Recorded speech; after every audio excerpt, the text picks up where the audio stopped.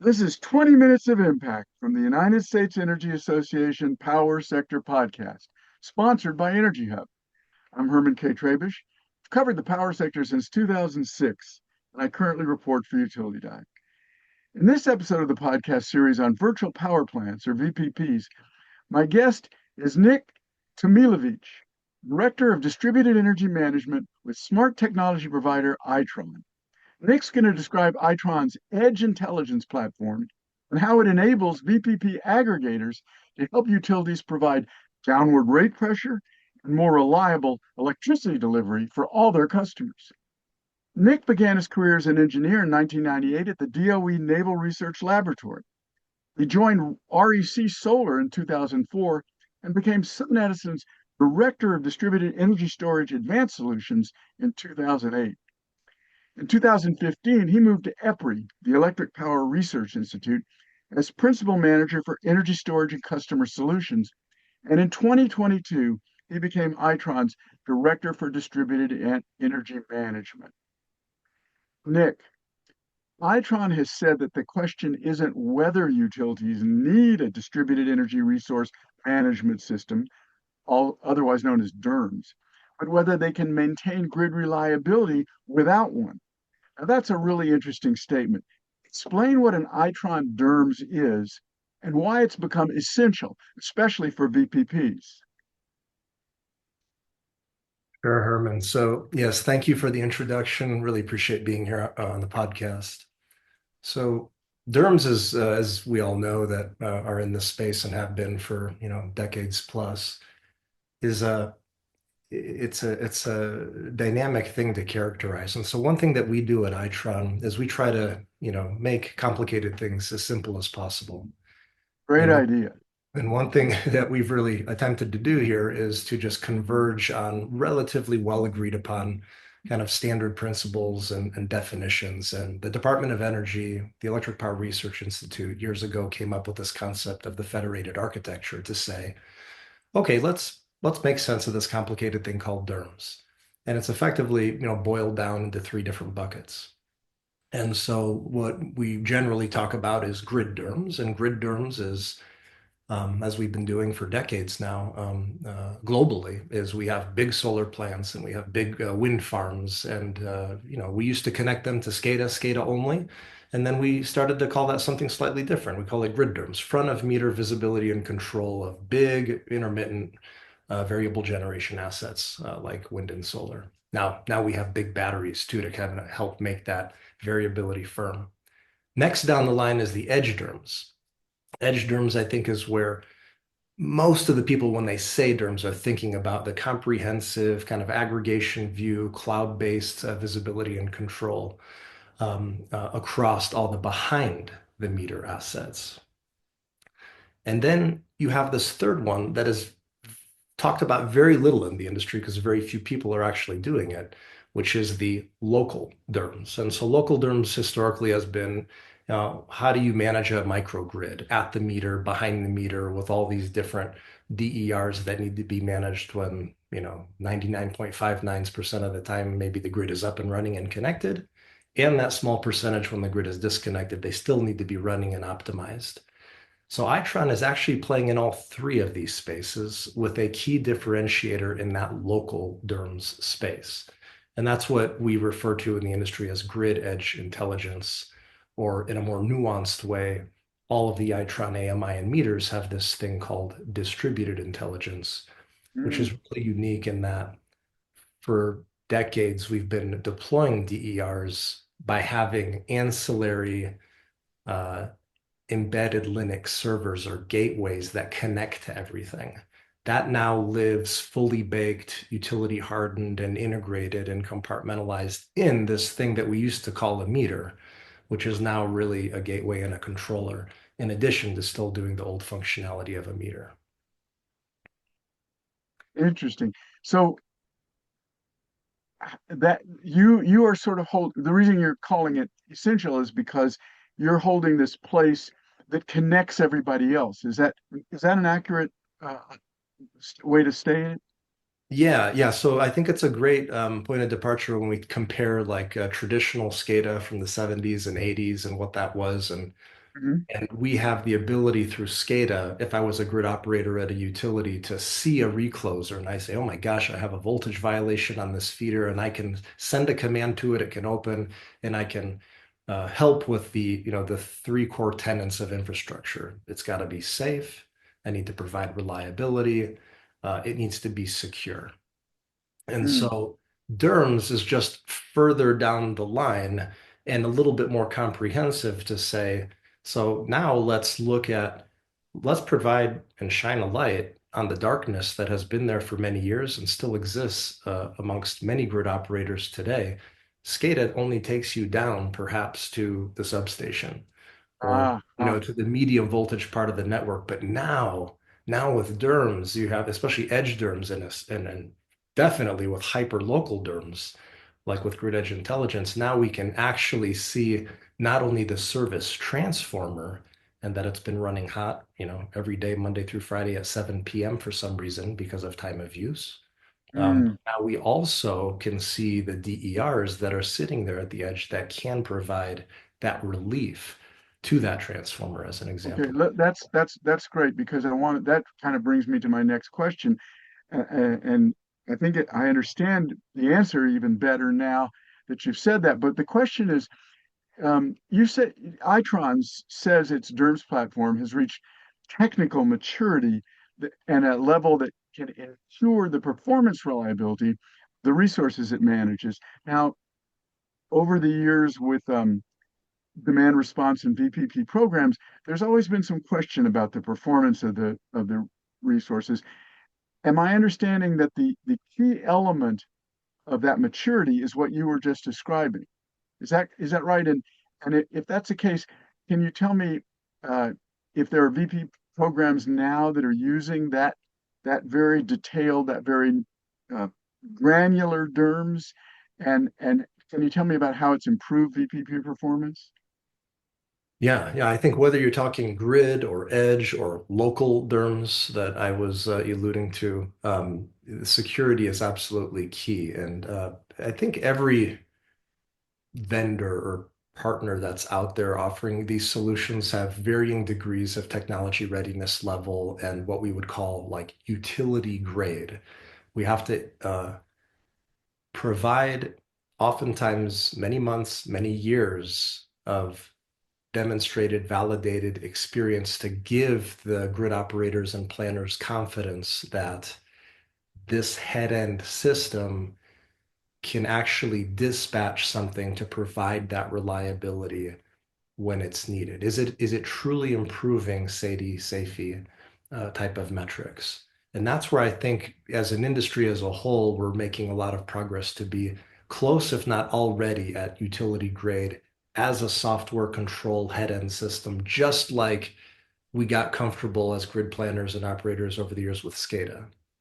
But Mm. now, as a data point for what we're doing, as an example at Pacific Gas and Electric, and this is out in the wild with press releases identifying this notion of autonomous load management. Wow. The meters in the AMI have had to have been for the past 40 years very secure and robust and protecting national security or cybersecurity, whatever it might be.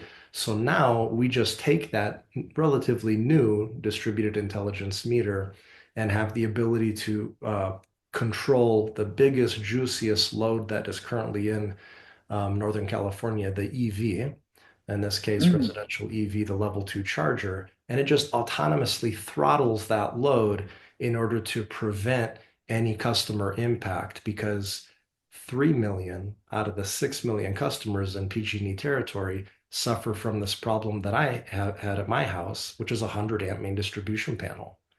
But we Mm. need to electrify, heat pump water heaters, changing stoves to induction, or getting an EV or battery or solar. But it costs $10,000 minimum, sometimes $50,000 per home to be able to like upgrade to a 200 amp service. So Mm. now you just take a meter that's already there, or you just take the old one out, put the new one in, and it has the ability to autonomously load manage in a secure way that is good for the state, it's good for the utility, and it satisfies, cybersecurity IT needs. Here's a quick note from the sponsor of our series of podcasts about virtual power plants, Energy Hub. What if everyday devices had the potential to strengthen the grid when it's needed most? Energy Hub helps utilities turn that potential into dependable capacity by coordinating thermostats, EVs, batteries, and other devices so they work together as virtual power plants or VPPs that respond to grid needs in near real time. Energy Hub's latest white paper lays out a maturity model for VPPs that can be planned and dispatched with the same confidence as conventional plants while being 40 to 60% less expensive to build. That's why more than 160 utilities across North America partner with Energy Hub to manage over 2.5 million devices that provide 3.4 gigawatts of flexible capacity. Read the white paper and discover what VPPs can do for your grid at energyhub.com. I got to ask this because this is part of a series on VPPs, virtual power plants. Were your sensors, was your technology, your grid edge intelligence involved in last summer's big VPP demonstration where PG&E was able to reduce the load by over 500 megawatts during that peak period? Were you involved in that? So Itron's not currently deployed supporting, emergency demand response in the state of California to date, but where we are deployed is in the state of Colorado, Ah, across the Excel territory, the kind of the 8 states in the middle of the country. And that's where mm, we had to respond to a lot of, and the industry as a whole has to respond to regulatory pressures to say, you're going to need a VPP. And sometimes they're flexible to say, you can do it by directly controlling those assets that are, owned and operated by people like you and me and all the listeners, just typical residential customers, or to use an aggregator to be able to send them a signal to dispatch the last mile. So both models are relevant, but in the case of Itron, we do VPP currently in the middle of the country. yeah, and those utilities in that region are doing some remarkable things with controlling usage and protecting customers and protecting the power system, I gotta say, right? Yeah. And I'll add that, VPPs are really not new. That's kind of a fun, term that was coined a while back. And, um, you know, other folks like to call it a distributed power plant. Some people call it a virtual power plant. But the reality is Itron's been doing it for about a decade. If you go to Washington, D.C., PHI, about 300 megawatts of load that we've been shedding for summer peaking events for many years. Mm. And then offering that up to the market, in this case, PJM, in mid-Atlantic states, um, to offer that up for transmission deferral and what have you. Some of the people that are involved in this area of work, virtual power plant work, say that it's those kinds of demand response programs that you're describing that have really evolved into VPPs, and you guys are at the cutting edge of that evolution. And that brings me to my next question, which is that you've said that 2026 is the inflection point for distributed intelligence in general and for Itron's DERMS specifically. So I just have one question. Why is 2026 the inflection point? What's going on here? Yeah, I think there's two main things. One is, I alluded to this concept of a local DERMS and an edge DERMS and being able to really tie that together. And in the case of Itron, um, there's a couple things happening. So the first one I'll pick is what you just mentioned, which is, run of the mill for 30 years, like as an electric industry, we've been doing this old school traditional demand response. Somebody's sitting in transmission ops or in grid ops at a utility and they see a frequency challenge and they have a button and they can push the button and, in this case, Itron's head-end software, they can press it and then all the circuits open and all the HVAC settles down and now the frequency gets restored. So we call that system level dispatch. I got a Right. problem way up here and I'm going to solve it. The problem with that is maybe, Herman and Nick really didn't need to be impacted negatively. Maybe it was just those folks over there that were causing the problem in the commercial and industrial complex because somebody had a bandsaw running or whatever it might have been. So now what's different in 2026 is we have enough, I think, proof points over the last 5 years plus that now we go bottoms up. So we still do top down. Oh, I got a frequency problem dispatch. We can do that too. But now you have the ability to say this particular service transformer sitting outside of my window, green box, or a gray canister sitting above a pole, that's really hot. And I can send the visibility that it is hot, and we can do something about it to restore it to its condition. So that way we don't have to replace it tomorrow, or we can extend the life of that grid asset. So so that's the one part is not only top down, but now it's also bottom up to give Right. utilities that flexibility. And then the other thing that's really important is that, and three data points, we've got stuff out there in the field now. So I think we're approaching somewhere on the order of 17 million distributed intelligence next generation meters that are deployed. People refer to that as AMI 2.0. We have about 5 million of those meters that are fully loaded with all of these, for lack of a better term, like applications that are inside that are saying, hey, I can see the EV. I can see that there's a high impedance issue, which means that maybe this conductor needs to be replaced before it fails, that kind of a thing. And then there's dozens of utilities today that have adopted that technology, Excel being one of them, PG&E being another, in order to really demonstrate that value. Interesting. And is this going to have this technology as it reaches the inflection point, is it going to have an impact on helping the power system manage the growth that's coming and the addition of DERs that are coming and the investments in the distribution system? Is it all part of addressing that? Exactly. Yeah. So it might start at, the customer service panel today where we demonstrate with the example I gave in Northern California. Next, it's going to be, reducing the need to like reconductor in New York City. Like we can protect, there's a finite ampacity on that conductor.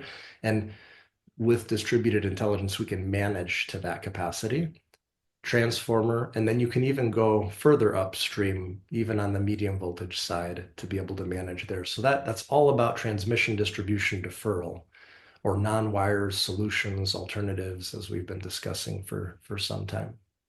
Interesting. Okay, one last question, Nick. I am hearing VPP aggregators more and more say that they still lack adequate access to utility data in order to run their virtual power plants. Does Itron technology help provide that data? Um, and or what policies, technologies, or investments are still needed to deliver the data that will fully empower the resources at the distribution system? Yeah, I think this is really a critical question, and it's something that we get a lot too, saying, Itron, don't you have all that data? You already have the AMI network, and what can we do to do aggregations and VPP better with that data? And this is where the example I gave in the middle of the country, we have the ability to not just dispatch a bunch of batteries willy-nilly, but instead to see the problem that there's a thermal violation at the end of a feeder below this substation. And then we can target, because this DERMS solution that we have with IntelliFlex has the ability to see the different groupings and how they're associated to that node or that substation or that feeder or that transformer. And then you just have to dispatch those batteries on those homes so that way you're not challenging and causing customer friction, because the reality is with VPP, um, we are collectively together, utilities and ratepayers or end users need to be working together to offer up the solar on my roof, the battery in my garage, in order to really be a good grid citizen, to be incented and motivated to participate. And I can't have cold water in the morning, right? I'm going to need to have a Yeah. full tank, if you know what I mean. Yeah. Yeah. Interesting. So, in a sense, and we only have a second, but just to clarify, almost sounds like you're saying visibility and data are kind of synonymous, maybe not synonymous, but interchangeable in VPP aggregators need. Am I right about that? Or is that Yeah. wrong? Yeah, that's exactly right. Because it is possible to do the days of your VPP where you're just, dispatching things for the sake of dispatching them, but maybe not having the M and V to say, oh, that was a really good idea. I needed 10 megawatts, but I asked for 20 because I bet you people want some warm water or whatever it might be. So we always have to have a buffer to be able to manage that. So that data access is absolutely critical to know what's wrong on the grid, to know what DERs are available, and when we dispatch those DERs, how much did we actually receive? And then did it truly provide the impact we were looking for to restore the grid within, operating conditions? Mm. Okay, that's one of the clearest explanations of all these technical issues that I've ever really had. So, Nick, I really appreciate it. I want to thank you. My guest has been Itron Director of Distributed Energy Management, Nick Tumilowicz, for describing the critical role of DERMS in enabling today's VPPs to help utilities provide downward rate pressure and more reliable electricity delivery for all their customers. I also want to thank our sponsor, Energy Hub, and my producer, Melissa Brown, and of course, our listeners for taking the time to check out the USEA Power Sector Podcast. Don't forget to subscribe, like, and share with everybody you know our quest for energy transition solutions.